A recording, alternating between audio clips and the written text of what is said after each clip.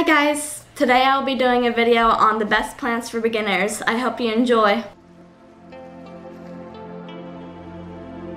So spider plants, they're one of my favorite plants because they're super easy to care for. I've mentioned them in pretty much all my videos now. And the reason I like them is because I like them a lot because they're pretty drought resistant. Like if I forget to water it for a day or two, it's not going to suffer too much and it'll bounce right back. They're super hardy plants and they're pretty much just my favorite because of it. And they grow pretty quickly, so you get to watch the plant flourish under your care if you're doing a good job on keeping it alive, I guess. They like to have their soil moist, but that's not strictly necessary. You can also fertilize them like once a month lightly, but it's not really necessary. They'll thrive just in regular old potting soil. So yeah, that's pretty much the reason why they're my favorite. They're really low maintenance, can take a lot of abuse, and so moving on to the next plant. It's also my second favorite. I guess I just like plants that are easy to care for and pretty hands-off. So this is golden pothos. I got it from as a cutting a couple years ago. It was originally about this long, and since then I've pruned it once and I planted the cutting. It took a while for its roots to develop. I'm not sure why. So I think this was originally just one single leaf with a bit of a root node on it, which the root nodes are these little brown nodes right here. If you want, you can stick them in soil, moist soil or water, and they'll root pretty much right away. Well, within a couple of weeks, which is pretty fast for a plant. And so yeah, just after it's in water, you just stick it in some moist soil, wait a couple weeks to a couple months, and then you should see it start to grow. The leaves at first will probably be pretty small and underdeveloped, but with time they'll grow bigger. With time and light, of course, and a lot of light, they'll grow bigger and get this really pretty variegation on their leaves. It's not really technically variegation, but yeah. They also like their soil to be kept moist, but I'd pretty much just ignore that rule and just wait till the plant's leaves are drooping slightly, like this. You can see that it does need a bit of water because it's like, it's normally like this, but it's like, now it's like that. So pretty much I'm probably just gonna water it after this video or tomorrow. It doesn't really matter. They also like bright and direct light, although they will tolerate low lighting situations, and they also tolerate bright light. I don't know if they will tolerate bright direct light, so pretty much with any plant, it's just a good idea to just keep them in bright and direct light. These plants are also tropical plants, meaning that they like high humidity, but that's also not necessary, although I found that they will develop bigger leaves and just be healthier and more hardy overall. But that's not necessary since this is a beginner's plant, so you don't really need to worry about the humidity. I suppose you can use a humidifier or something like that with this plant if you want to, but you don't have to if you really don't want to. These plants, they don't need a lot of fertilization. You can just fertilize them lightly once a month or never. It doesn't really matter. These plants are really long-lived, and I don't know how they do it, but they seem to be able to survive in the same pot with the same soil for several years at a time.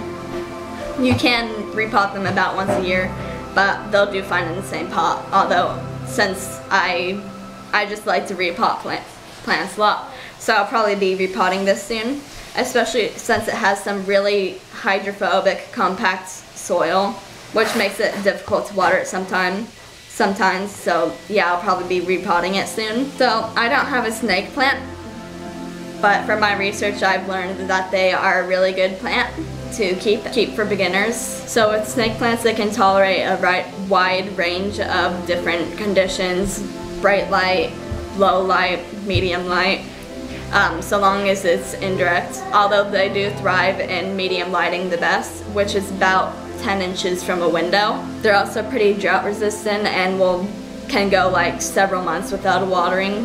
They are semi-succulent like, so they will not need to be watered every 2 to 8 weeks. Or you could just wait until their leaves are starting to curl a bit and their leaves are wrinkling, and that's when I'd water it personally, which could take up to a couple months depending how big their pot is. since large pots like this one take a while to fully lose their moisture and dry out completely. So just with snake plants, just be sure to let their soil dry out completely, or else they could be potentially get root rot, which is fatal to most plants. These plants are really easy to propagate. There's two main ways. You can either do a cutting way. You can either cut a leaf off of a plant and stick it in water, and in a couple of months it will root. This generally takes a really long time. Although I did read somewhere that if you were to stick a pothos cutting, like a golden pothos, if you were to take a cutting and stick it in the water with, if you were to stick the cutting in the water with the snake plant, then then I believe it'll have a better chance of rooting, because the golden pothos produces rooting hormones, which can speed up the process. But I'm not entirely sure about that. I saw that trick several years ago on a Reddit post, so I don't know if that's the most reliable source of information. Snake plants are pretty pest resistant. Only if they're like severely abused and therefore weakened significantly will they experience pests. The most common pests for snake plants are mealybugs and spider mites, but like I said, they're pretty pest resistant, so that you probably aren't going to be able to, you probably won't be experiencing much of a problem with those two pests. For treating against those two pests, then you're going to want to watch my video, which I go into depth on how to get rid of different types of pests. So lucky bamboos, they're also really easy plants to care for. So pretty much with these guys, they like their soil to be moist and their lighting to be around medium, although they can tolerate bright and direct light and low lighting conditions, although I just recommend the medium lighting because that'll help them grow faster. They do like their soil to be moist, but like not soaking wet, because despite what most people think, they aren't actually bamboo, and they're actually a part of the Dracea family, which means that they are hardier and don't need as much water as like an average bamboo. So long as they're in soil, they can live with their soil drying out. But I wouldn't really recommend it since it can stunt their growth and make the plant sick. This plant is said to represent luck and prosperity in the business or household. So if you need a bit of luck in your life, then you can just purchase one of these guys. I do have a lucky bamboo. It's right over here. So here's my, technically my mom's lucky bamboo, but I keep it way on that shelf over there, and where it pretty much no lighting, and yet it's still thriving. Its leaves are nice and green and healthy, and there's no yellowing leaves. If you see yellowing leaf on your lucky bamboo, then you should probably prune it off and just throw it away, since it'll just drain the energy from the plant, and you want the plant to focus on the foliage. These guys are really easy to propagate. You can just take a cutting of the stem and stick it in water, and within a couple of weeks it will grow roots. There are two main ways to care for lucky bamboo. In my opinion, one way is better, but I haven't done the other way before. So pretty much you can either keep it in soil or water. With soil, you don't need to change their water every day since it's in soil. They can go without watering longer. And yeah, that's pretty much why I think it's better. But with water, they look more decorative and in my opinion better. But you'll have to change their water. Every day, and they probably won't live as long since they're not really meant to be living in just plain tap water. They're also pretty sensitive to chlorine and fluoride, so if you have that in your tap water, you can just leave it out overnight. If you have a big chlorine problem with your water, and the chlorine should evaporate overnight.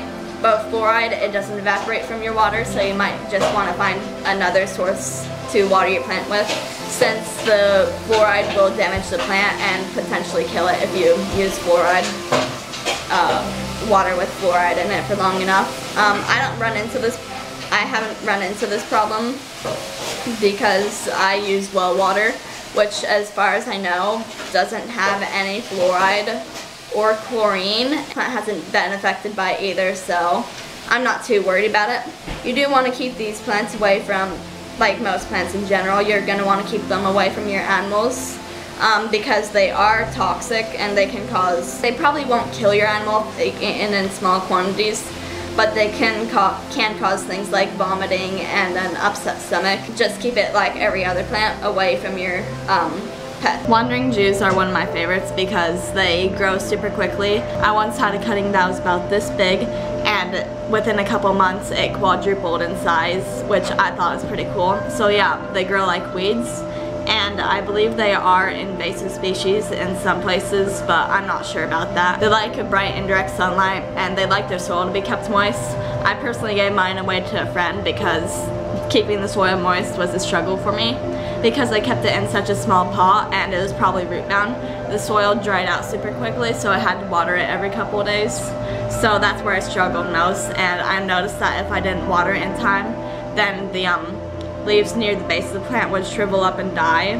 I don't know if that's a common thing for most wandering Jews, but I just struggled with it, and the plant was slowly balding on top.